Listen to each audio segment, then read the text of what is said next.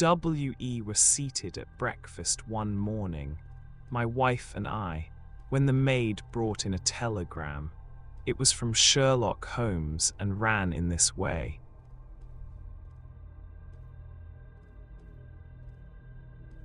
Have you a couple of days to spare? Have just been wired for from the west of England in connection with Boscombe Valley tragedy. Shall be glad if you will come with me. Air and scenery perfect. Leave Paddington by the 11:15.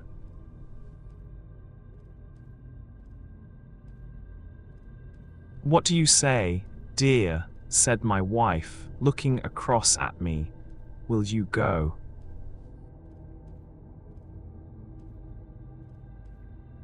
I really don't know what to say.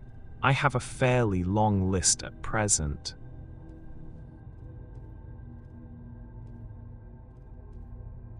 Oh, Anstruther would do your work for you.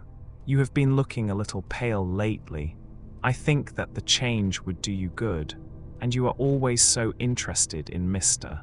Sherlock Holmes' cases.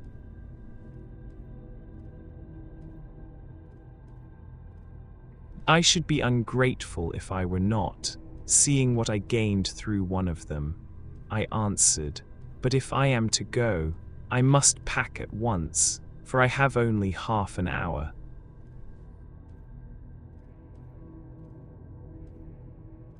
My experience of camp life in Afghanistan had at least had the effect of making me a prompt and ready traveler. My wants were few and simple, so that in less than the time stated I was in a cab with my valise, rattling away to Paddington Station. Sherlock Holmes was pacing up and down the platform, his tall, gaunt figure made even gaunter and taller by his long grey travelling cloak and close-fitting cloth cap.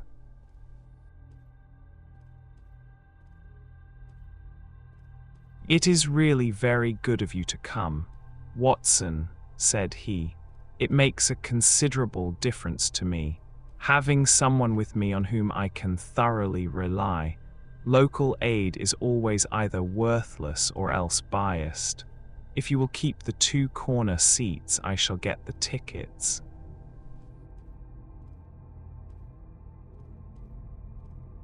We had the carriage to ourselves save for an immense litter of papers which Holmes had brought with him.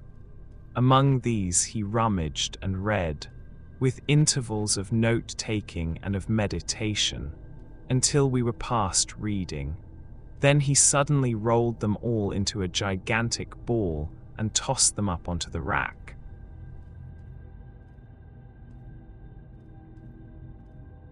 "Have you heard anything of the case?" he asked.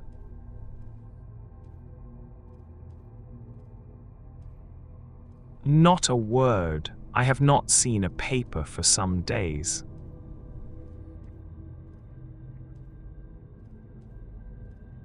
"The London press has not had very full accounts. I have just been looking through all the recent papers in order to master the particulars. It seems, from what I gather, to be one of those simple cases which are so extremely difficult."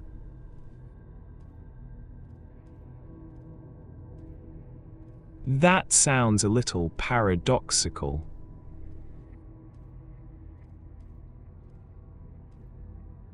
"But it is profoundly true. Singularity is almost invariably a clue.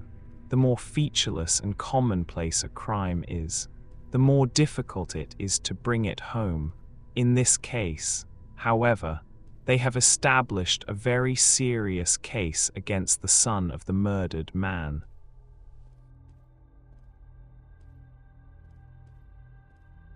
"It is a murder, then?"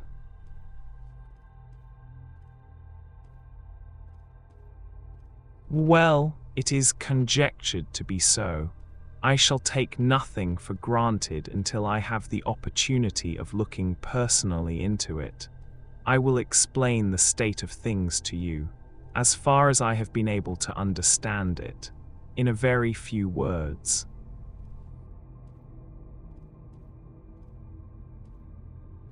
Boscombe Valley is a country district not very far from Ross, in Herefordshire.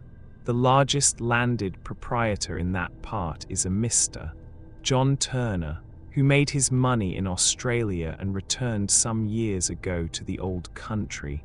One of the farms which he held, that of Hatherley, was let to Mr. Charles McCarthy, who was also an ex-Australian.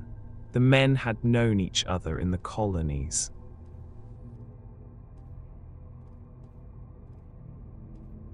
So that it was not unnatural that when they came to settle down they should do so as near each other as possible. Turner was apparently the richer man, so McCarthy became his tenant but still remained, it seems, upon terms of perfect equality, as they were frequently together.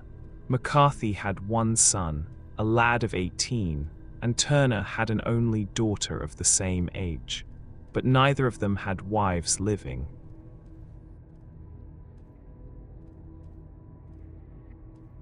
They appear to have avoided the society of the neighboring English families and to have led retired lives, though both the McCarthys were fond of sport and were frequently seen at the race meetings of the neighborhood. McCarthy kept 2 servants, a man and a girl. Turner had a considerable household, some half-dozen at the least. That is as much as I have been able to gather about the families. Now for the facts.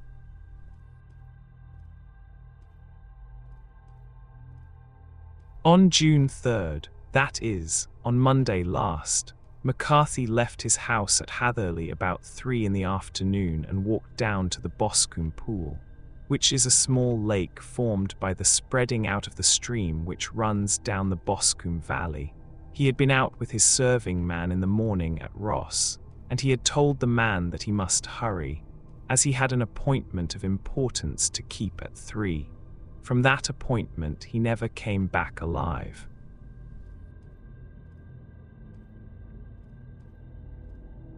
From Hatherley farmhouse to the Boscombe Pool is 1/4 mile, and 2 people saw him as he passed over this ground. One was an old woman, whose name is not mentioned, and the other was William Crowder, a gamekeeper in the employ of Mr. Turner. Both these witnesses depose that Mr. McCarthy was walking alone. The gamekeeper adds that within a few minutes of his seeing Mr. McCarthy pass he had seen his son, Mr. James McCarthy.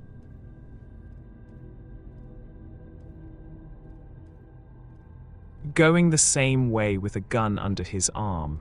To the best of his belief, the father was actually in sight at the time, and the son was following him.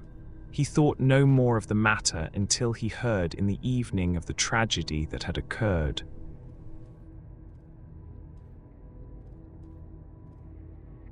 The 2 McCarthys were seen after the time when William Crowder, the gamekeeper, lost sight of them.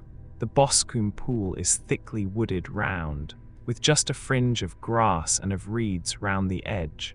A girl of 14, Patience Moran, who is the daughter of the lodgekeeper of the Boscombe Valley estate, was in one of the woods picking flowers. She states that while she was there she saw, at the border of the wood and close by the lake, Mr. McCarthy and his son.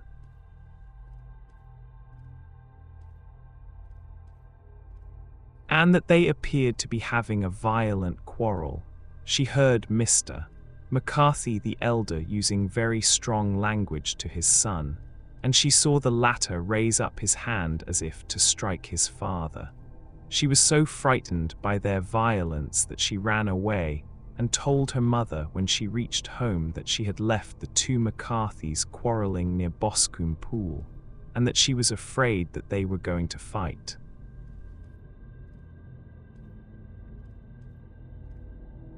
She had hardly said the words when young Mr. McCarthy came running up to the lodge to say that he had found his father dead in the wood, and to ask for the help of the lodge keeper.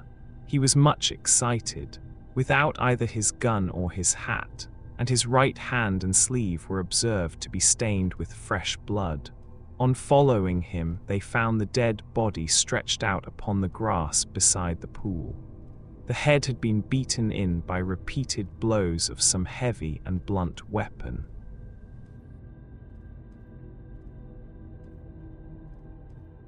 The injuries were such as might very well have been inflicted by the butt end of his son's gun, which was found lying on the grass within a few paces of the body. Under these circumstances, the young man was instantly arrested, and a verdict of willful murder having been returned at the inquest on Tuesday, he was on Wednesday brought before the magistrates at Ross, who have referred the case to the next assizes.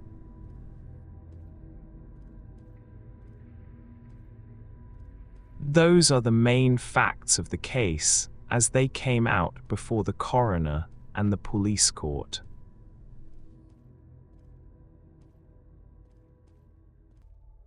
I could hardly imagine a more damning case, I remarked. If ever circumstantial evidence pointed to a criminal, it does so here.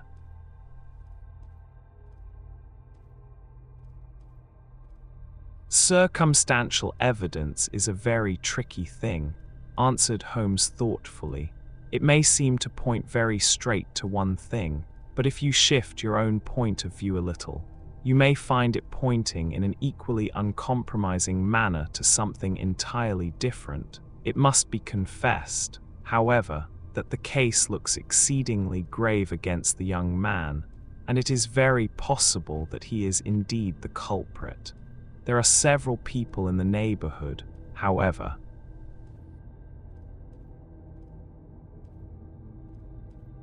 and among them Miss Turner, the daughter of the neighboring landowner, who believe in his innocence and who have retained Lestrade, whom you may recollect in connection with the study in Scarlet, to work out the case in his interest. Lestrade, being rather puzzled, has referred the case to me, and hence it is that two middle-aged gentlemen are flying westward at 50 miles an hour instead of quietly digesting their breakfasts at home.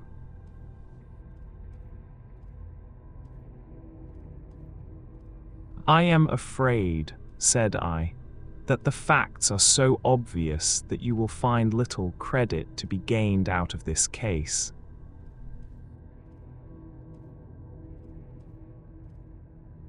There is nothing more deceptive than an obvious fact, he answered, laughing. Besides, we may chance to hit upon some other obvious facts which may have been by no means obvious to Mr. Lestrade. You know me too well to think that I am boasting when I say that I shall either confirm or destroy his theory by means which he is quite incapable of employing, or even of understanding. To take the first example to hand.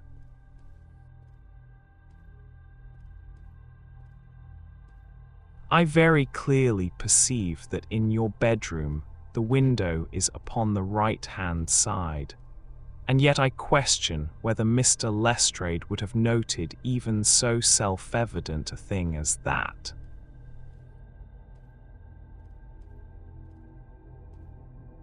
How on earth? My dear fellow, I know you well. I know the military neatness which characterizes you. You shave every morning, and in this season you shave by the sunlight. But since your shaving is less and less complete as we get farther back on the left side, until it becomes positively slovenly as we get round the angle of the jaw, it is surely very clear that that side is less illuminated than the other.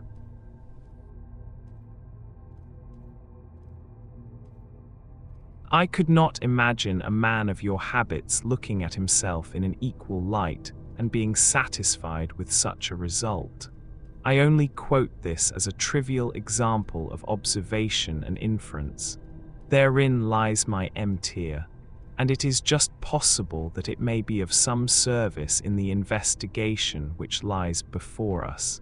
There are one or two minor points which were brought out in the inquest, and which are worth considering.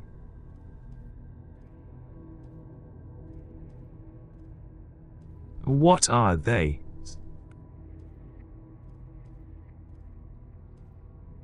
It appears that his arrest did not take place at once, but after the return to Hatherley Farm, on the inspector of constabulary informing him that he was a prisoner. He remarked that he was not surprised to hear it, and that it was no more than his deserts. This observation of his had the natural effect of removing any traces of doubt which might have remained in the minds of the coroner's jury.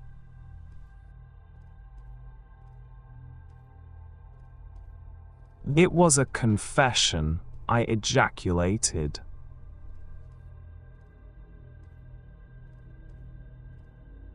"No, for it was followed by a protestation of innocence."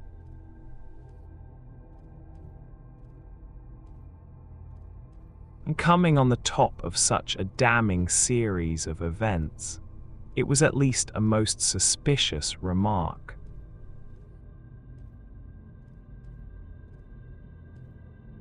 "On the contrary," said Holmes, "it is the brightest rift which I can at present see in the clouds.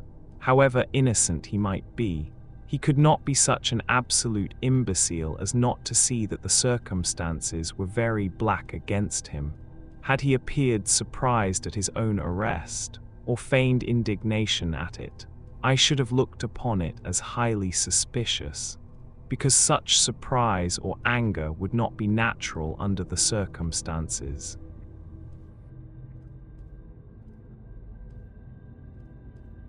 And yet might appear to be the best policy to a scheming man.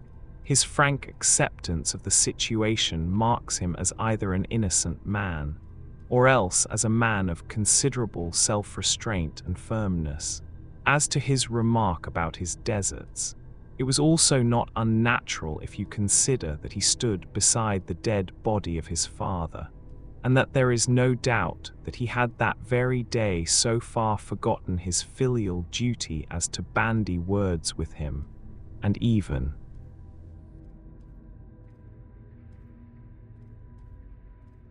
according to the little girl whose evidence is so important, to raise his hand as if to strike him. The self-reproach and contrition which are displayed in his remark appear to me to be the signs of a healthy mind rather than of a guilty one.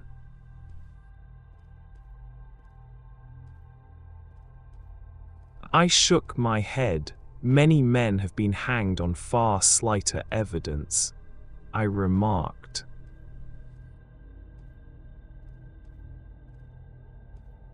"So they have, and many men have been wrongfully hanged."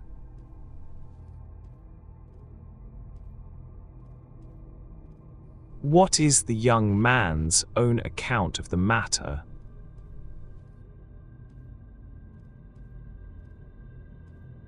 "It is, I am afraid, not very encouraging to his supporters, though there are one or two points in it which are suggestive. You will find it here, and may read it for yourself."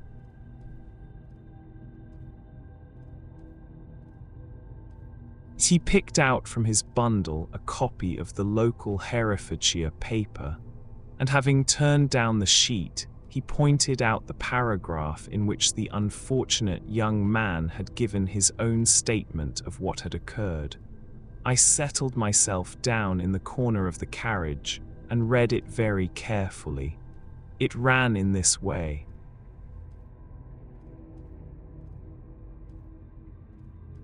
Mr. James McCarthy, the only son of the deceased, was then called and gave evidence as follows. I had been away from home for 3 days at Bristol, and had only just returned upon the morning of last Monday, the 3rd. My father was absent from home at the time of my arrival, and I was informed by the maid that he had driven over to Ross with John Cobb, the groom. Shortly after my return, I heard the wheels of his trap in the yard, and, looking out of my window,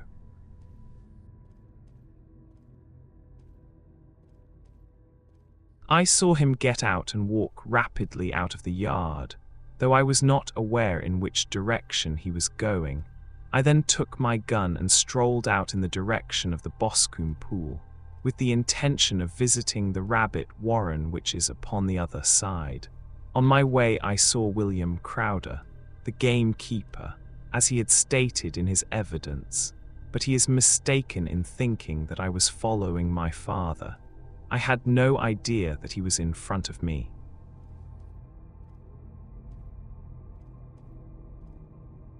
When about 100 yards from the pool, I heard a cry of cooey, which was a usual signal between my father and myself. I then hurried forward and found him standing by the pool.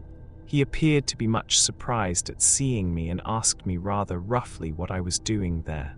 A conversation ensued which led to high words and almost to blows, for my father was a man of a very violent temper, seeing that his passion was becoming ungovernable.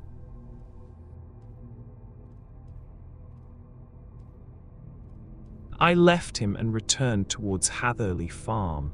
I had not gone more than 150 yards, however, when I heard a hideous outcry behind me, which caused me to run back again. I found my father expiring upon the ground, with his head terribly injured. I dropped my gun and held him in my arms, but he almost instantly expired. I knelt beside him for some minutes, and then made my way to Mr. Turner's lodge keeper, his house being the nearest.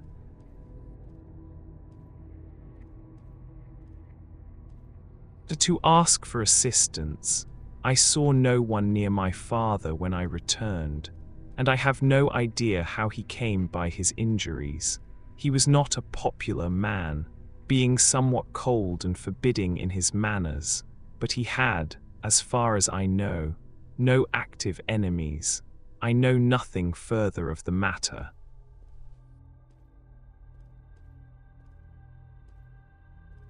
The coroner, did your father make any statement to you before he died?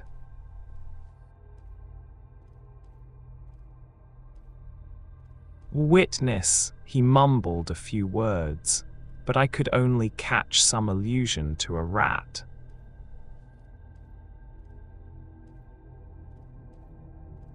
The coroner, what did you understand by that?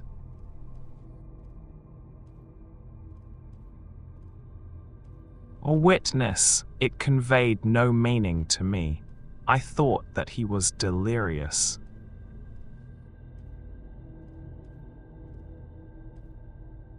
The coroner, what was the point upon which you and your father had this final quarrel?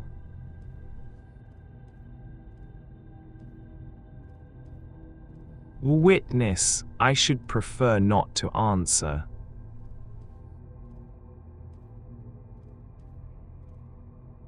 The coroner, I am afraid that I must press it.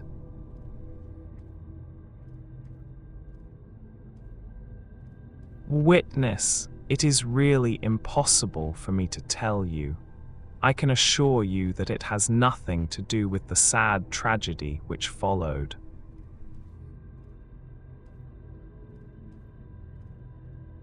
The coroner, that is for the court to decide. I need not point out to you that your refusal to answer will prejudice your case considerably in any future proceedings which may arise.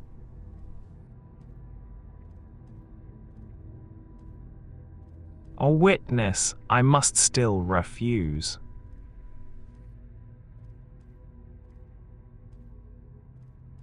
The coroner, I understand that the cry of cooey was a common signal between you and your father.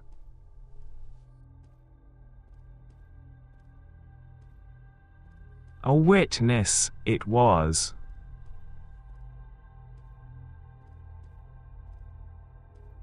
The coroner, how was it, then, that he uttered it before he saw you, and before he even knew that you had returned from Bristol?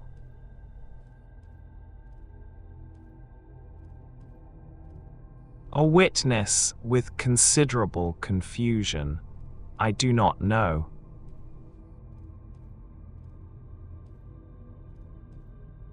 A juryman. Did you see nothing which aroused your suspicions when you returned on hearing the cry and found your father fatally injured?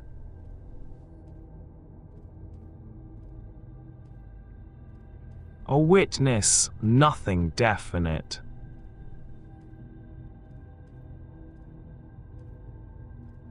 The coroner. What do you mean?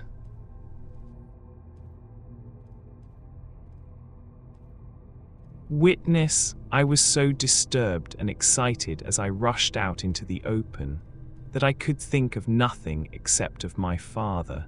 Yet I have a vague impression that as I ran forward something lay upon the ground to the left of me. It seemed to me to be something grey in colour, a coat of some sort, or a plaid perhaps. When I rose from my father I looked round for it, but it was gone.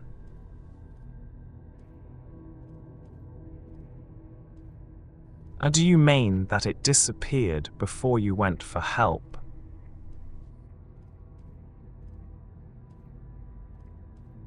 Yes, it was gone.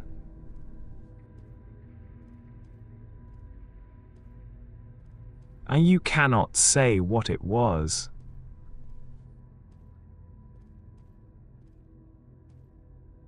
No, I had a feeling something was there.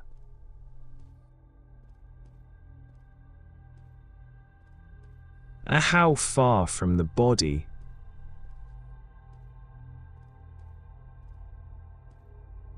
A dozen yards or so.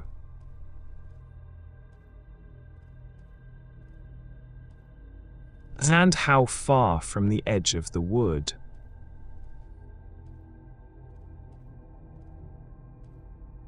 About the same.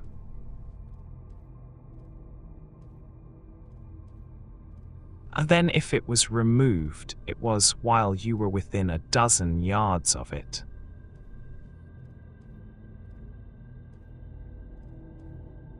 Yes, but with my back towards it.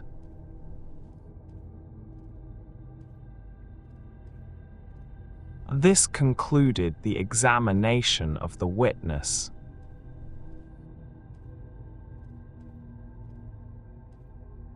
I see, said I as I glanced down the column, that the coroner in his concluding remarks was rather severe upon young McCarthy. He calls attention, and with reason, to the discrepancy about his father having signalled to him before seeing him, also to his refusal to give details of his conversation with his father, and his singular account of his father's dying words. They are all, as he remarks, very much against the son.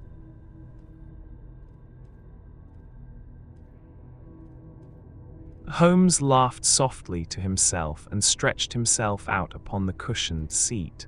Both you and the coroner have been at some pains, said he, to single out the very strongest points in the young man's favour. Don't you see that you alternately give him credit for having too much imagination and too little? Too little, if he could not invent a cause of quarrel which would give him the sympathy of the jury. Too much.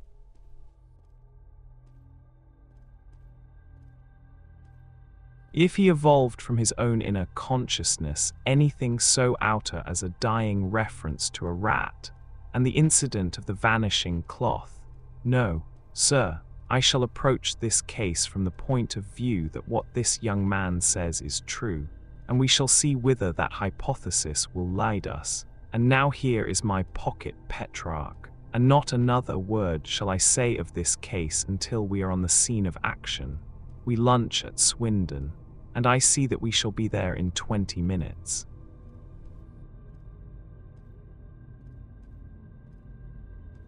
It was nearly 4 o'clock when we at last, after passing through the beautiful Stroud Valley and over the broad gleaming Severn, found ourselves at the pretty little country town of Ross. A lame, ferret-like man, furtive and sly-looking, was waiting for us upon the platform, in spite of the light brown dustcoat and leather leggings which he wore in deference to his rustic surroundings. I had no difficulty in recognizing Lestrade, of Scotland Yard.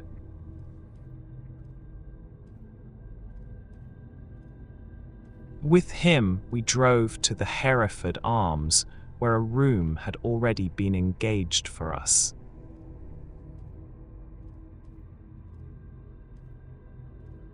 "I have ordered a carriage," said Lestrade as we sat over a cup of tea. "I knew your energetic nature, and that you would not be happy until you had been on the scene of the crime."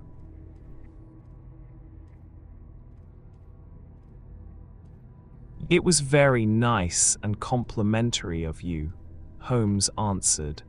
"It is entirely a question of barometric pressure."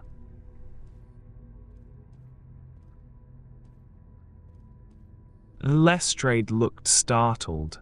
"I do not quite follow," he said.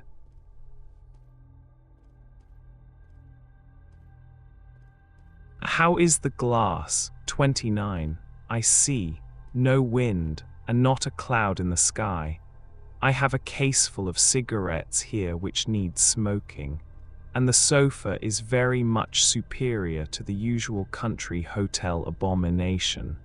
I do not think that it is probable that I shall use the carriage tonight."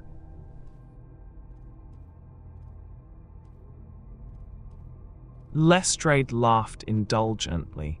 "You have, no doubt, already formed your conclusions from the newspapers," he said. "The case is as plain as a pikestaff, and the more one goes into it, the plainer it becomes. Still, of course, one can't refuse a lady, and such a very positive one, too. She has heard of you, and would have your opinion, though I repeatedly told her that there was nothing which you could do which I had not already done.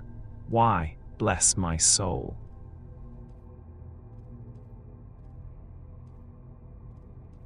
"Here is her carriage at the door."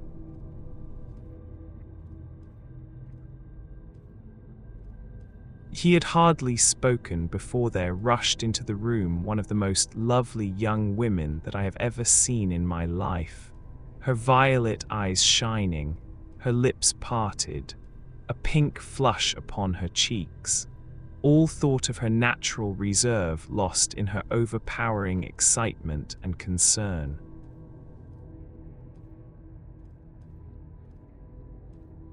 "Oh, Mr. Sherlock Holmes," she cried, glancing from one to the other of us, and finally, with a woman's quick intuition, fastening upon my companion, "I am so glad that you have come. I have driven down to tell you so. I know that James didn't do it. I know it, and I want you to start upon your work knowing it. Too, never let yourself doubt upon that point.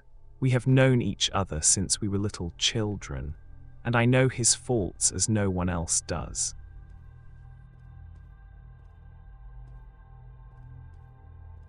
But he is too tender-hearted to hurt a fly.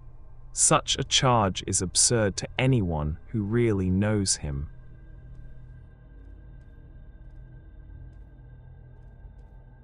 "I hope we may clear him, Miss Turner," said Sherlock Holmes.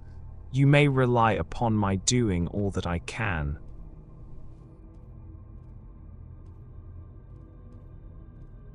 "But you have read the evidence. You have formed some conclusion. Do you not see some loophole, some flaw? Do you not yourself think that he is innocent?"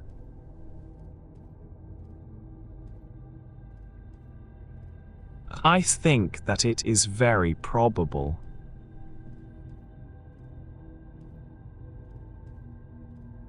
"There now," she cried, throwing back her head and looking defiantly at Lestrade. "You hear, he gives me hopes."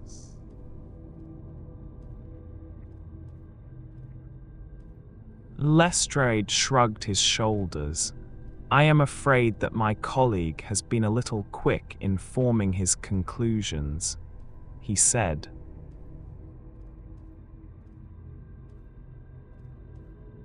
"But he is right. Oh, I know that he is right. James never did it. And about his quarrel with his father, I am sure that the reason why he would not speak about it to the coroner was because I was concerned in it.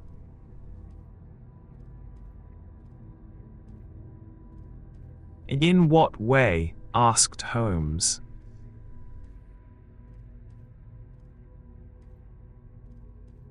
It is no time for me to hide anything. James and his father had many disagreements about me. Mr. McCarthy was very anxious that there should be a marriage between us. James and I have always loved each other as brother and sister. But of course he is young and has seen very little of life yet. Well, he naturally did not wish to do anything like that yet. So there were quarrels, and this, I am sure, was one of them.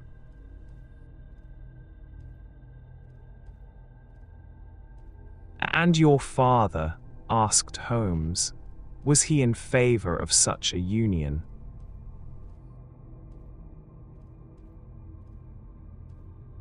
No, he was averse to it also.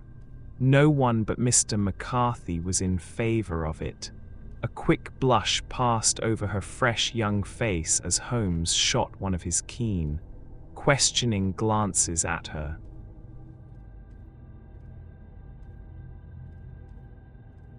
Thank you for this information, said he. May I see your father if I call tomorrow?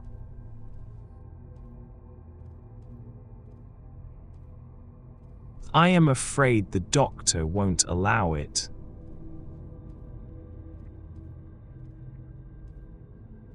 The doctor? Yes, have you not heard? Poor father has never been strong for years back, but this has broken him down completely. He has taken to his bed, and Dr. Willows says that he is a wreck and that his nervous system is shattered. Mr. McCarthy was the only man alive who had known Dad in the old days in Victoria.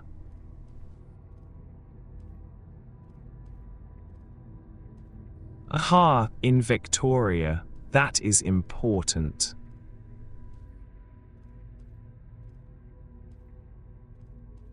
Yes, at the mines.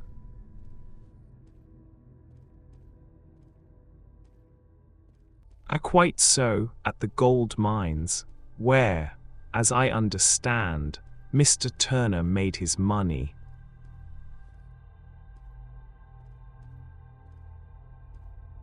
Yes, certainly.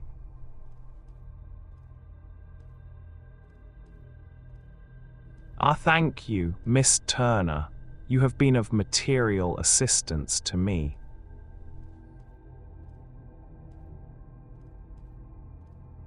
You will tell me if you have any news tomorrow.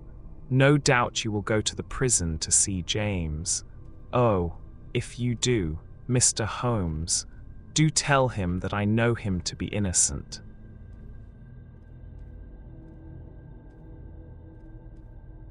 I will, Miss Turner.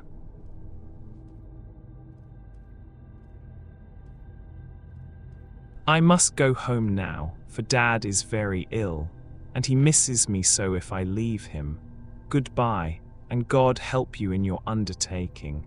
She hurried from the room as impulsively as she had entered, and we heard the wheels of her carriage rattle off down the street.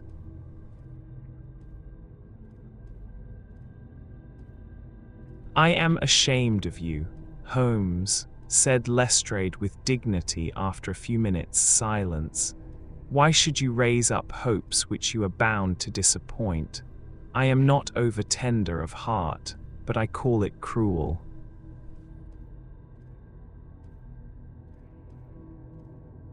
I think that I see my way to clearing James McCarthy, said Holmes.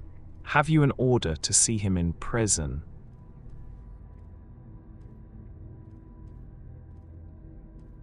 Yes, but only for you and me.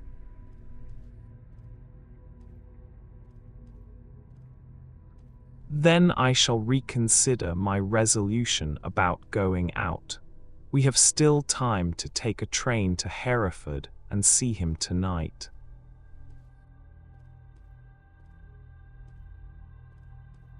Ample. Then let us do so, Watson. I fear that you will find it very slow, but I shall only be away a couple of hours.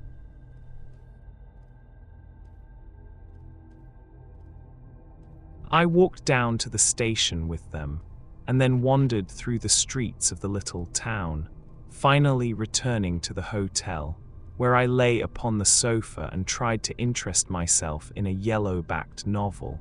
The puny plot of the story was so thin, however, when compared to the deep mystery through which we were groping, and I found my attention wander so continually from the action to the fact,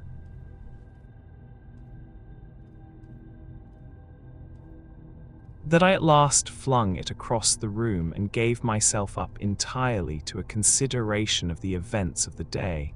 Supposing that this unhappy young man's story were absolutely true, then what hellish thing, what absolutely unforeseen and extraordinary calamity could have occurred between the time when he parted from his father and the moment when, drawn back by his screams, he rushed into the glade?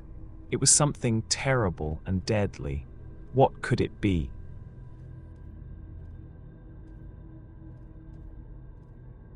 Might not the nature of the injuries reveal something to my medical instincts?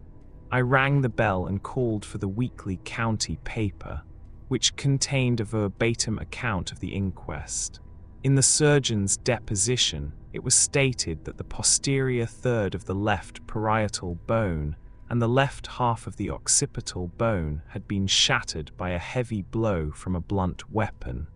I marked the spot upon my own head. Clearly such a blow must have been struck from behind.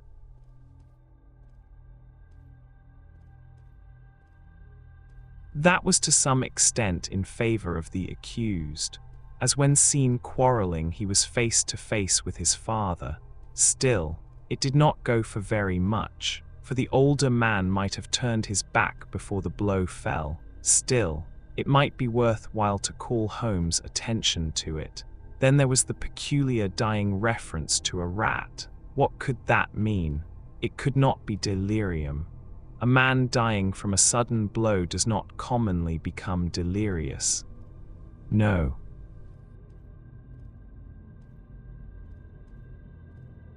It was more likely to be an attempt to explain how he met his fate.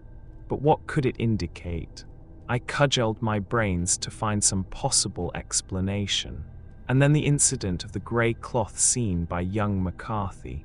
If that were true, the murderer must have dropped some part of his dress, presumably his overcoat, in his flight, and must have had the hardihood to return and to carry it away at the instant when the son was kneeling with his back turned not a dozen paces off.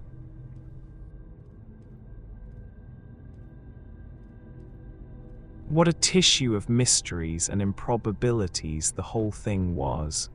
I did not wonder at Lestrade's opinion, and yet I had so much faith in Sherlock Holmes' insight that I could not lose hope as long as every fresh fact seemed to strengthen his conviction of young McCarthy's innocence.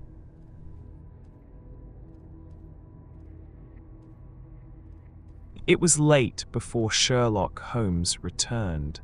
He came back alone, for Lestrade was staying in lodgings in the town.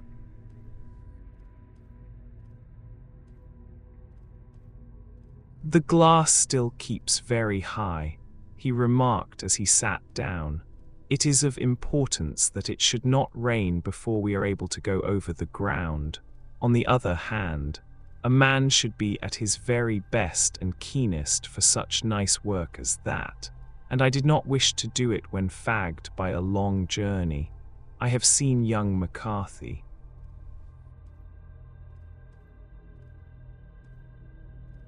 "And what did you learn from him?"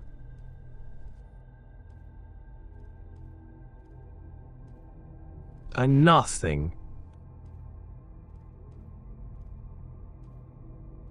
Could he throw no light?"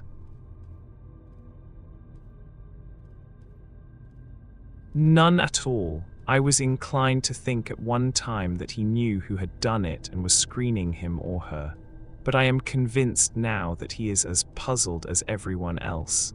He is not a very quick-witted youth, though comely to look at and, I should think, sound at heart.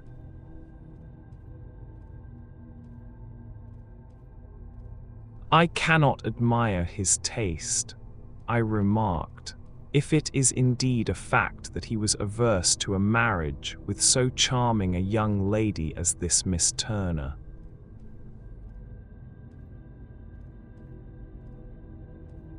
Ah, thereby hangs a rather painful tale. This fellow is madly, insanely, in love with her, but some 2 years ago, when he was only a lad, and before he really knew her, for she had been away 5 years at a boarding school. What does the idiot do but get into the clutches of a barmaid in Bristol and marry her at a registry office? No one knows a word of the matter.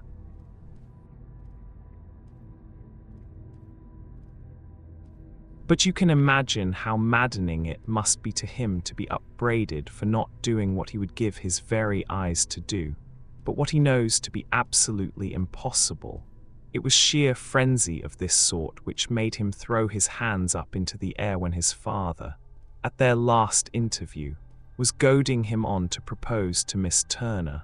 On the other hand, he had no means of supporting himself and his father, who was by all accounts a very hard man.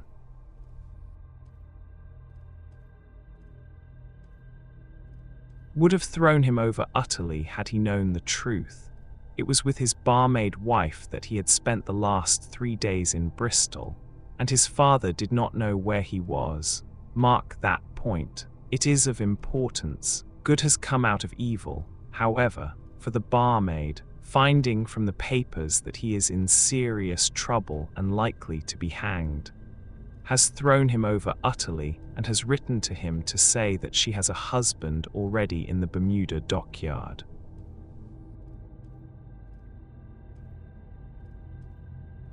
So that there is really no tie between them. I think that that bit of news has consoled young McCarthy for all that he has suffered.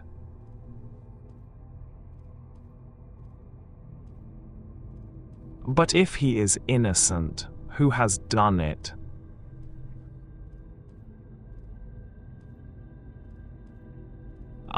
Who? I would call your attention very particularly to 2 points.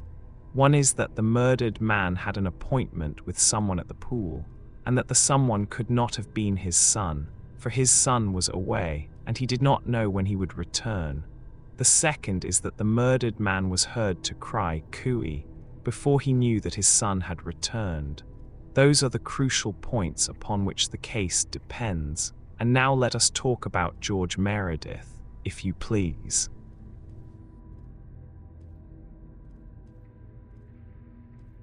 And we shall leave all minor matters until tomorrow.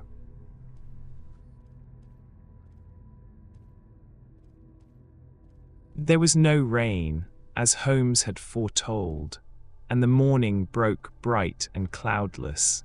At 9 o'clock Lestrade called for us with the carriage, and we set off for Hatherley Farm and the Boscombe Pool.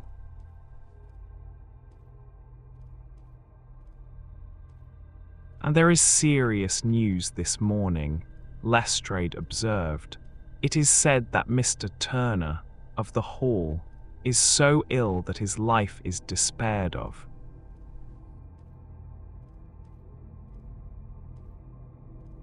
An elderly man, I presume, said Holmes.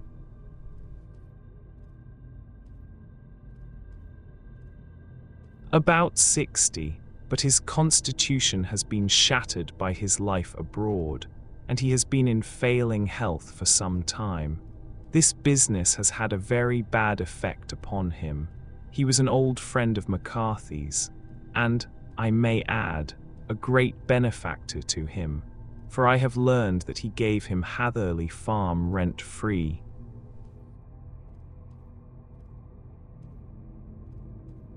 Indeed, that is interesting, said Holmes.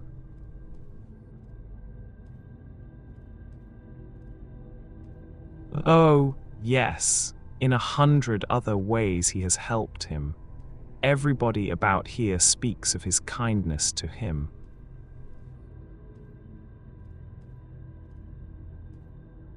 Really, does it not strike you as a little singular that this McCarthy, who appears to have had little of his own, and to have been under such obligations to Turner, should still talk of marrying his son to Turner's daughter, who is, presumably, heiress to the estate, and that in such a very cocksure manner, as if it were merely a case of a proposal and all else would follow? It is the more strange, since we know that Turner himself was averse to the idea. The daughter told us as much.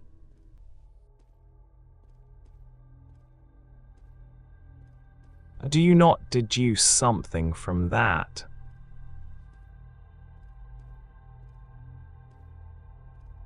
We have got to the deductions and the inferences, said Lestrade, winking at me. I find it hard enough to tackle facts, Holmes, without flying away after theories and fancies.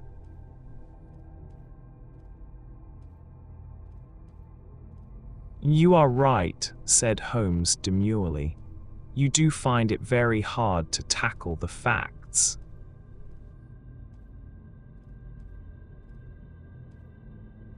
Anyhow, I have grasped one fact which you seem to find it difficult to get hold of, replied Lestrade with some warmth.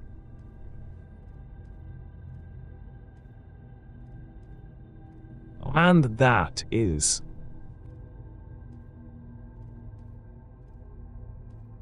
that McCarthy Sr. met his death from McCarthy Jr., and that all theories to the contrary are the merest moonshine.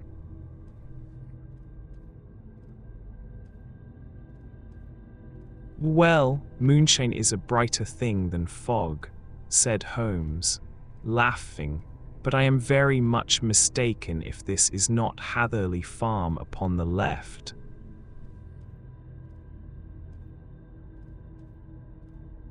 Yes, that is it. It was a widespread, comfortable-looking building, two-storied, slate-roofed, with great yellow blotches of lichen upon the grey walls. The drawn blinds and the smokeless chimneys, however, gave it a stricken look, as though the weight of this horror still lay heavy upon it. We called at the door, when the maid, at Holmes' request, showed us the boots which her master wore at the time of his death, and also a pair of the son's, though not the pair which he had then had.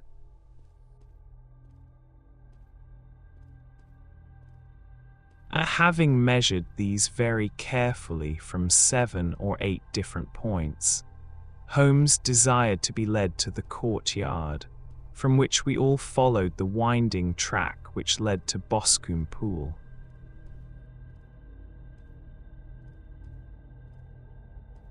Sherlock Holmes was transformed when he was hot upon such a scent as this. Men who had only known the quiet thinker and logician of Baker Street would have failed to recognize him. His face flushed and darkened. His brows were drawn into 2 hard black lines, while his eyes shone out from beneath them with a steely glitter. His face was bent downward, his shoulders bowed, his lips compressed, and the veins stood out like whipcord in his long, sinewy neck.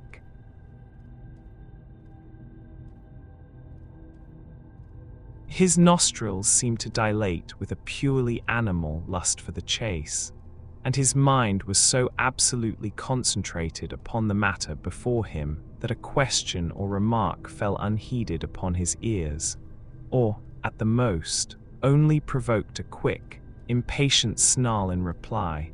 Swiftly and silently he made his way along the track which ran through the meadows, and so by way of the woods to the Boscombe Pool. It was damp, marshy ground, as is all that district.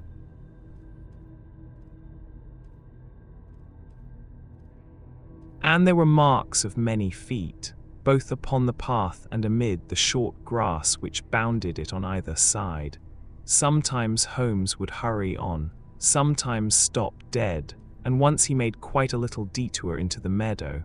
Lestrade and I walked behind him, the detective indifferent and contemptuous, while I watched my friend with the interest which sprang from the conviction that every one of his actions was directed towards a definite end.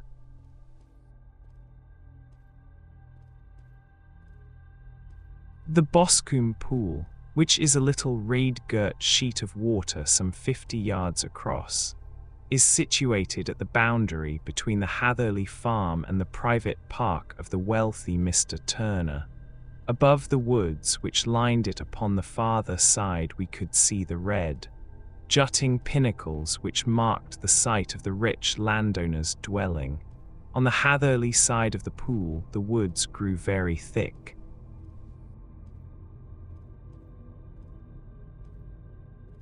And there was a narrow belt of sodden grass 20 paces across between the edge of the trees and the reeds which lined the lake.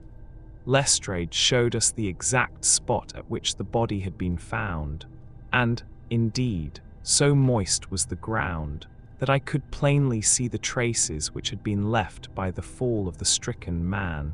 To Holmes, as I could see by his eager face and peering eyes, very many other things were to be read upon the trampled grass. He ran round.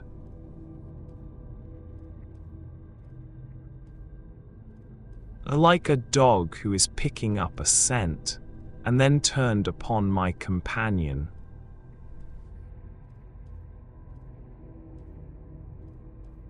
"What did you go into the pool for?" he asked.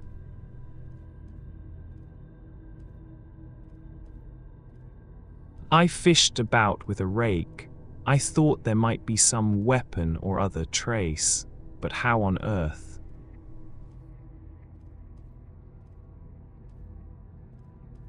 "Oh, tut, tut, I have no time.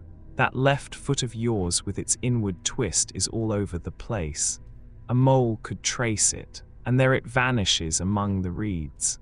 Oh, how simple it would all have been had I been here before they came like a herd of buffalo and wallowed all over it. Here is where the party with the lodge keeper came, and they have covered all tracks for 6 or 8 feet round the body. But here are 3 separate tracks of the same feet."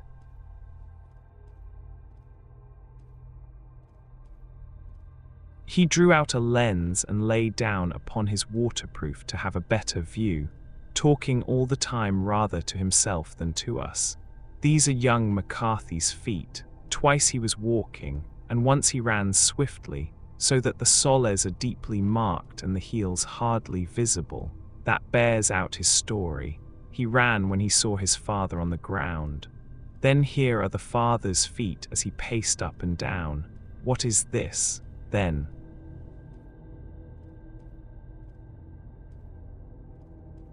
"It is the butt end of the gun as the son stood listening. And this, ha, ha, what have we here? Tiptoes, tiptoes, square, 2, quite unusual boots. They come, they go. They come again off course that was for the cloak. Now where did they come from?" He ran up and down, sometimes losing, sometimes finding the track until we were well within the edge of the wood and under the shadow of a great beech, the largest tree in the neighborhood.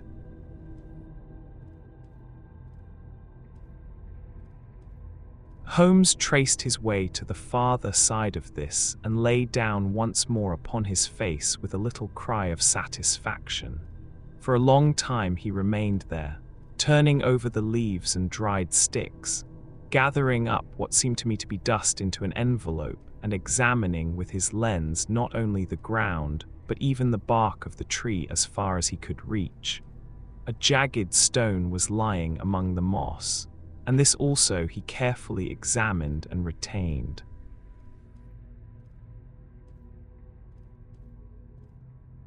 Then he followed a pathway through the wood until he came to the high road, where all traces were lost.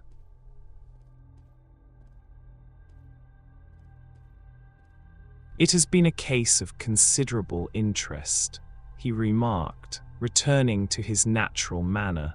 I fancy that this grey house on the right must be the lodge. I think that I will go in and have a word with Moran, and perhaps write a little note. Having done that, we may drive back to our luncheon. You may walk to the cab, and I shall be with you presently.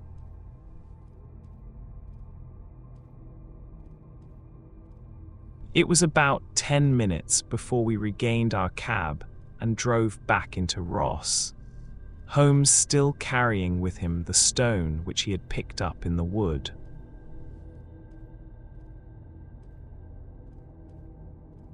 "This may interest you, Lestrade," he remarked, holding it out.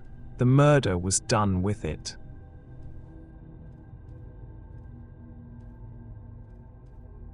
"I see no marks."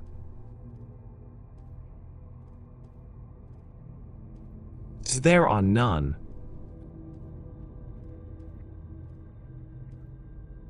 "How do you know, then?"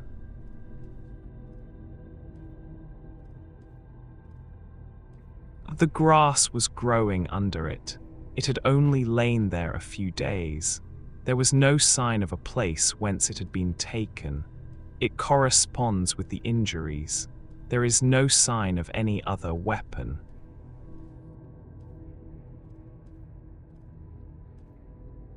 "And the murderer?"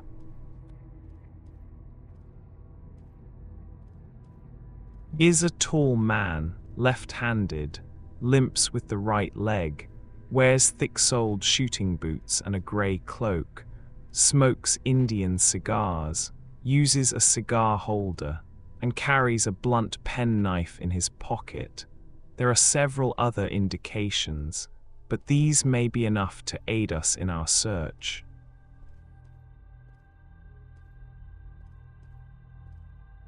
Lestrade laughed. "I am afraid that I am still a skeptic," he said. "Theories are all very well, but we have to deal with a hard-headed British jury."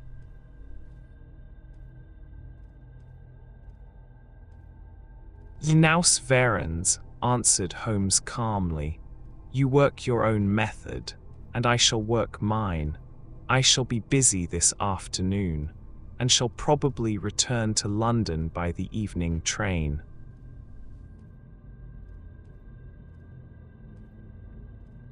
"And leave your case unfinished."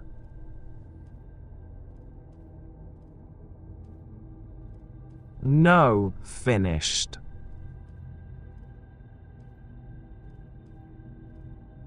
"But the mystery?"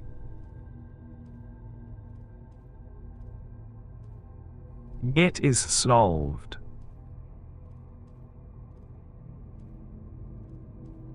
"Who was the criminal, then?"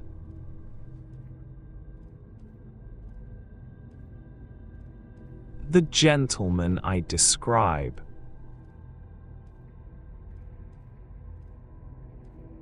"But who is he?"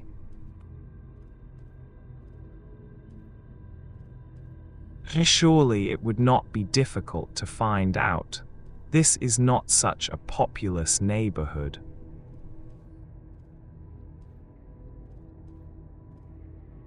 Lestrade shrugged his shoulders. "I am a practical man," he said, "and I really cannot undertake to go about the country looking for a left-handed gentleman with a game leg. I should become the laughingstock of Scotland Yard."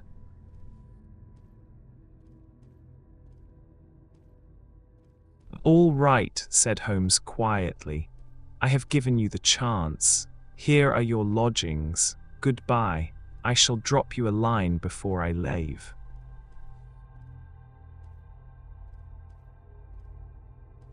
Having left Lestrade at his rooms, we drove to our hotel, where we found lunch upon the table. Holmes was silent and buried in thought with a pained expression upon his face, as one who finds himself in a perplexing position.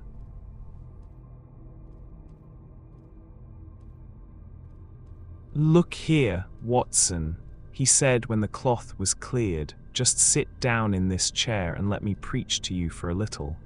I don't know quite what to do, and I should value your advice. Light a cigar and let me expound."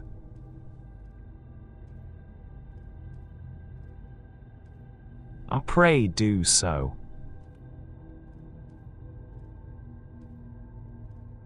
"Well, now, in considering this case, there are 2 points about young McCarthy's narrative which struck us both instantly, although they impressed me in his favor and you against him. One was the fact that his father should, according to his account, cry cooey before seeing him. The other was his singular dying reference to a rat. He mumbled several words, you understand, but that was all that caught the son's ear. Now from this double point our research must commence.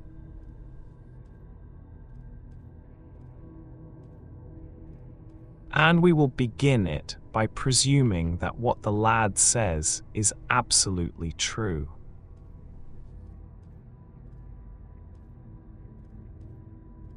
What of this cooey, then?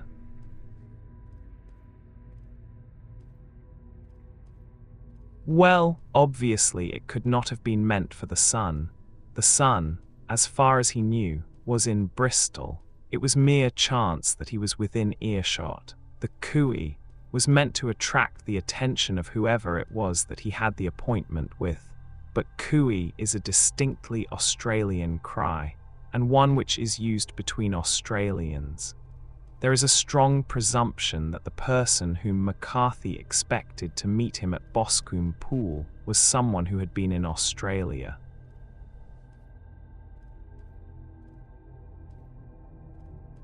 What of the rats, then?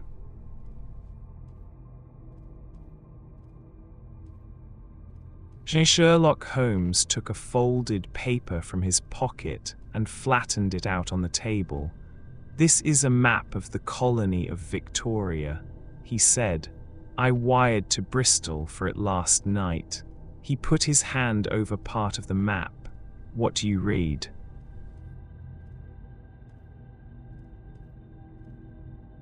"ARAT," I read.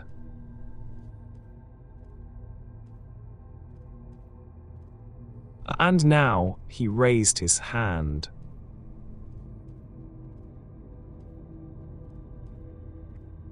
"Ballarat." Quite so, that was the word the man uttered, and of which his son only caught the last 2 syllables.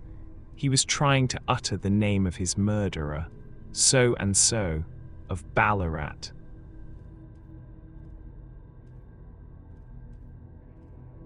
"It is wonderful," I exclaimed.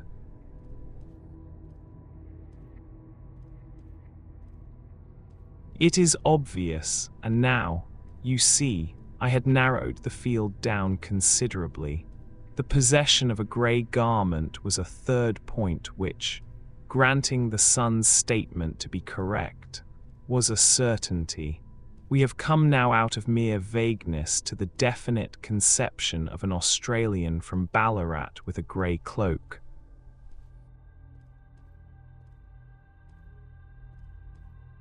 Certainly.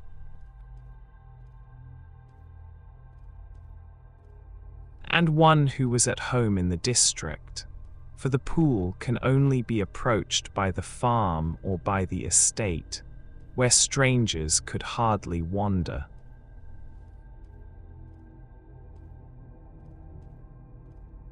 Quite so.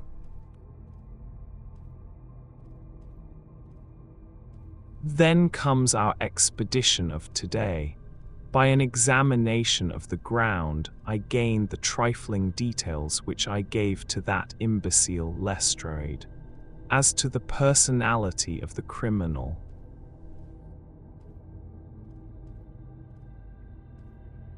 But how did you gain them?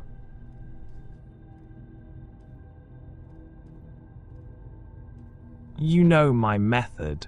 It is founded upon the observation of trifles.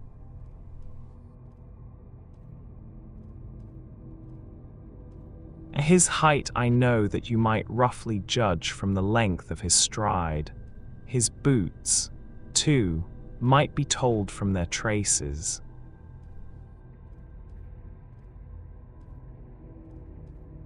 Ah yes, they were peculiar boots.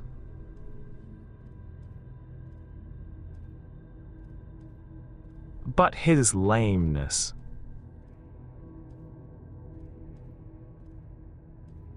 The impression of his right foot was always less distinct than his left.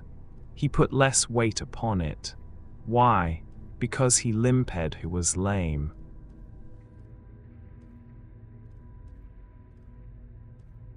But his left-handedness.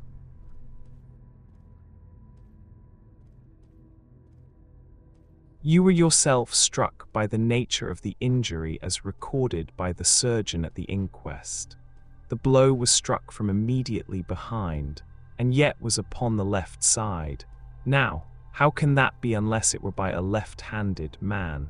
He had stood behind that tree during the interview between the father and son. He had even smoked there. I found the ash of a cigar, which my special knowledge of tobacco ashes enables me to pronounce as an Indian cigar.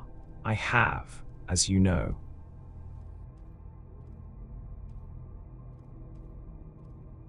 devoted some attention to this, and written a little monograph on the ashes of 140 different varieties of pipe, cigar, and cigarette tobacco.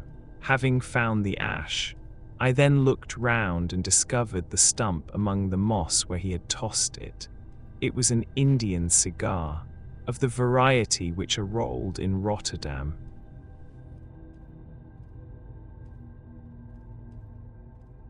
And the cigar holder.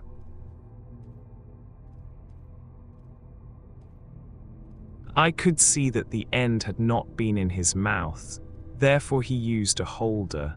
The tip had been cut off, not bitten off, but the cut was not a clean one, so I deduced a blunt penknife.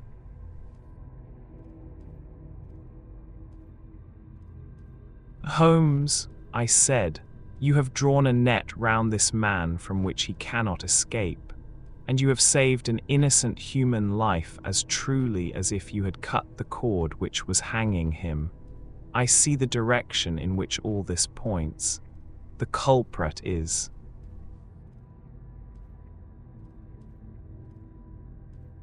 Mr. John Turner, cried the hotel waiter, opening the door of our sitting room and ushering in a visitor.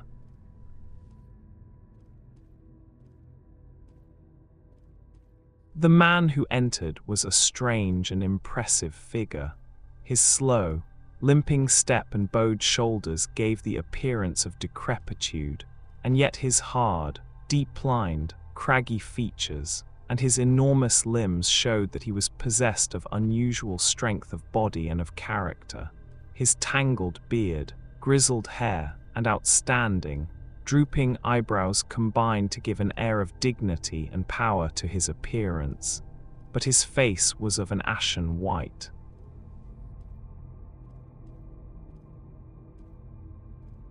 While his lips and the corners of his nostrils were tinged with a shade of blue, it was clear to me at a glance that he was in the grip of some deadly and chronic disease.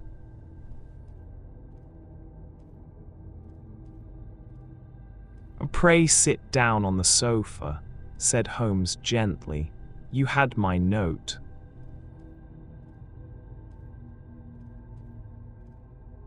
"Yes, the lodge-keeper brought it up.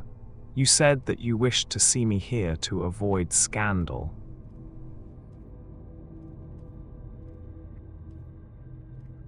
"I thought people would talk if I went to the hall."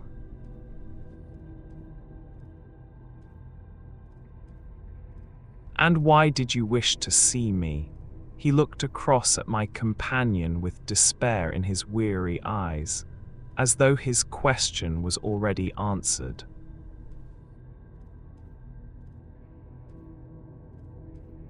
"Yes," said Holmes, answering the look rather than the words. "It is so. I know all about McCarthy."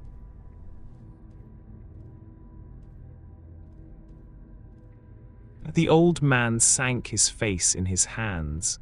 "God help me," he cried, "but I would not have let the young man come to harm. I give you my word that I would have spoken out if it went against him at the assizes."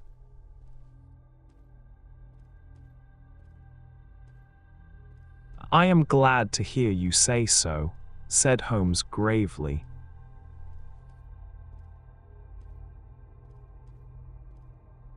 "I would have spoken now had it not been for my dear girl. It would break her heart, it will break her heart when she hears that I am arrested."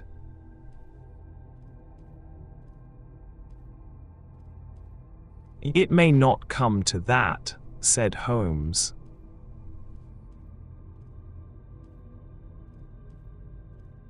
"Now what?" "I am no official agent. I understand that it was your daughter who required my presence here, and I am acting in her interests. Young McCarthy must be got off, however."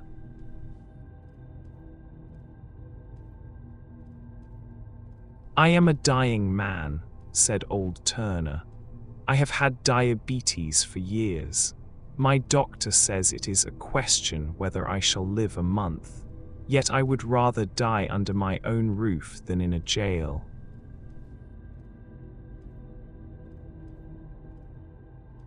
Holmes rose and sat down at the table with his pen in his hand and a bundle of paper before him.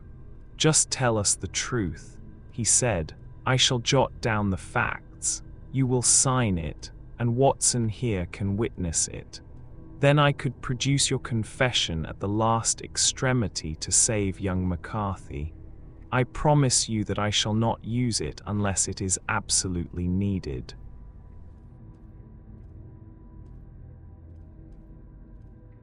"It's as well," said the old man. "It's a question whether I shall live to the assizes, so it matters little to me, but I should wish to spare Alice the shock. And now I will make the thing clear to you. It has been a long time in the acting, but will not take me long to tell.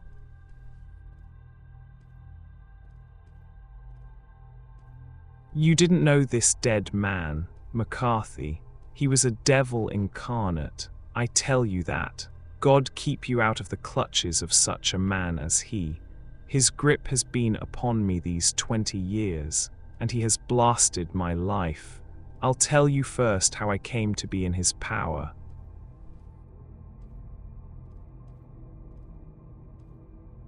It was in the early 60s at the diggings. I was a young chap then, hot-blooded and reckless, ready to turn my hand at anything. I got among bad companions, took to drink, had no luck with my claim, took to the bush, and in a word became what you would call over here a highway robber. There were 6 of us, and we had a wild, free life of it, sticking up a station from time to time, or stopping the wagons on the road to the diggings.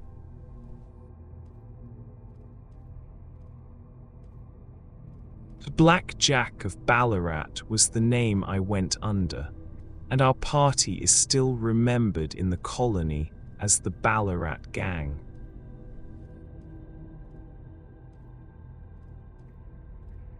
One day a gold convoy came down from Ballarat to Melbourne, and we lay in wait for it and attacked it. There were 6 troopers and 6 of us, so it was a close thing, but we emptied 4 of their saddles at the first volley. 3 of our boys were killed. However, before we got the swag, I put my pistol to the head of the wagon driver, who was this very man McCarthy. I wished to the Lord that I had shot him then, but I spared him.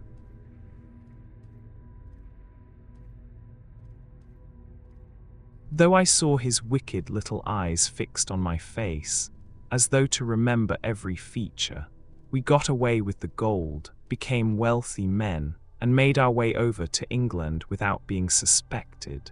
There I parted from my old pals and determined to settle down to a quiet and respectable life. I bought this estate, which chanced to be in the market, and I set myself to do a little good with my money, to make up for the way in which I had earned it. I married, too.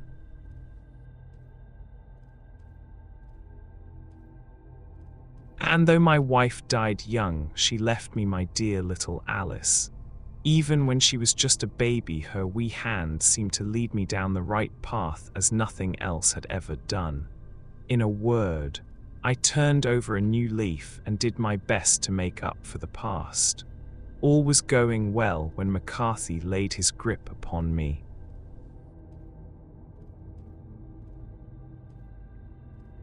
I had gone up to town about an investment, and I met him in Regent Street with hardly a coat to his back or a boot to his foot.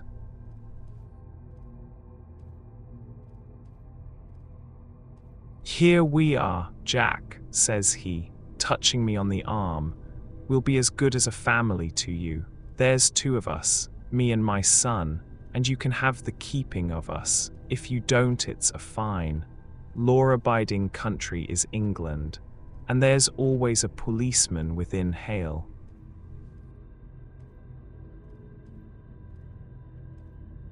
Well, down they came to the West Country. There was no shaking them off, and there they have lived rent-free on my best land ever since. There was no rest for me, no peace, no forgetfulness, turn where I would. There was his cunning, grinning face at my elbow. It grew worse as Alice grew up, for he soon saw I was more afraid of her knowing my past than of the police. Whatever he wanted he must have, and whatever it was I gave him without question. Land, money.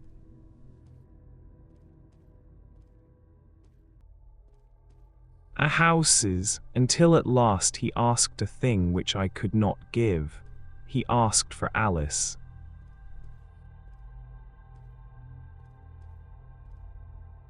His son, you see, had grown up, and so had my girl, and as I was known to be in weak health, it seemed a fine stroke to him that his lad should step into the whole property. But there I was firm. I would not have his cursed stock mixed with mine. Not that I had any dislike to the lad, but his blood was in him, and that was enough. I stood firm. McCarthy threatened. I braved him to do his worst.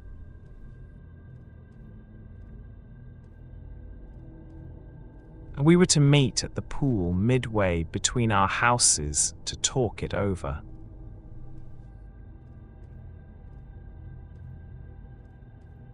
When I went down there, I found him talking with his son, so I smoked a cigar and waited behind a tree until he should be alone. But as I listened to his talk, all that was black and bitter in me seemed to come uppermost. He was urging his son to marry my daughter, with as little regard for what she might think as if she were a slut from off the streets. It drove me mad to think that I and all that I held most dear should be in the power of such a man as this.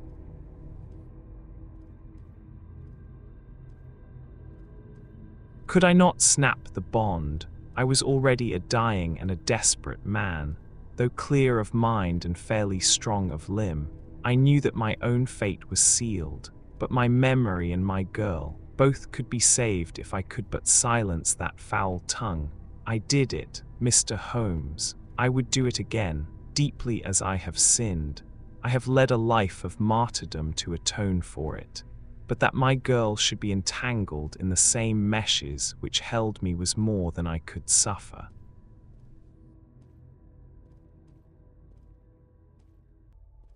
I struck him down with no more compunction than if he had been some foul and venomous beast. His cry brought back his son, but I had gained the cover of the wood, though I was forced to go back to fetch the cloak which I had dropped in my flight. That is the true story, gentlemen, of all that occurred.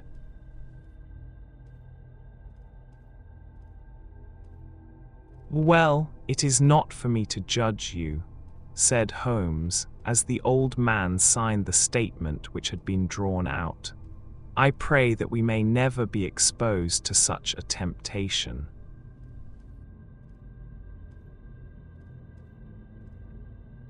I pray not, sir, and what do you intend to do?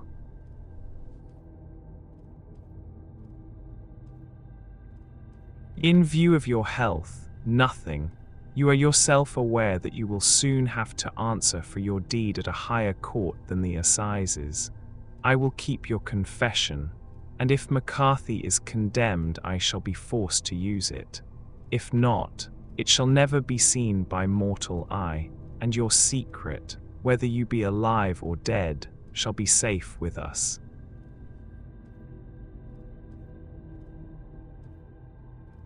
Farewell, then, said the old man solemnly. Your own deathbeds, when they come, will be the easier for the thought of the peace which you have given to mine. Tottering and shaking in all his giant frame, he stumbled slowly from the room.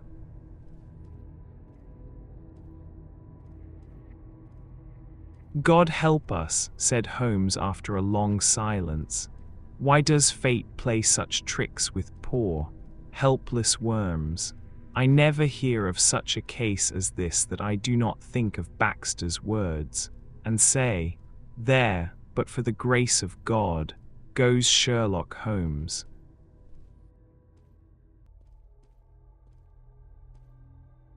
James McCarthy was acquitted at the assizes on the strength of a number of objections which had been drawn out by Holmes and submitted to the defending counsel. Old Turner lived for 7 months after our interview, but he is now dead, and there is every prospect that the son and daughter may come to live happily together in ignorance of the black cloud which rests upon their past.